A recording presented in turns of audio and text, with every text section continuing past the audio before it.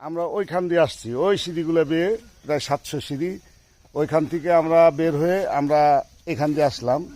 আসার পরে এই যে এইখান দিয়ে আরেকটা সিঁড়ি, এই সিঁড়িটা আমরা নেমে তারপরে আমাদের সেই কাঙ্ক্ষিত গুহা, পাহাড়ের গুহা, সেই গুহার ভিতরে আমরা ঢুকবো এবং এখান দিয়ে আসছি আমরা, ওইখান দিয়ে বেরোয় যাব। আরেকটা সিঁড়ি আছে, ওইখান থেকে উঠতে আমাদের একটু কষ্ট হবে, কারণ এখনো খাওয়া দাওয়া করি নাই।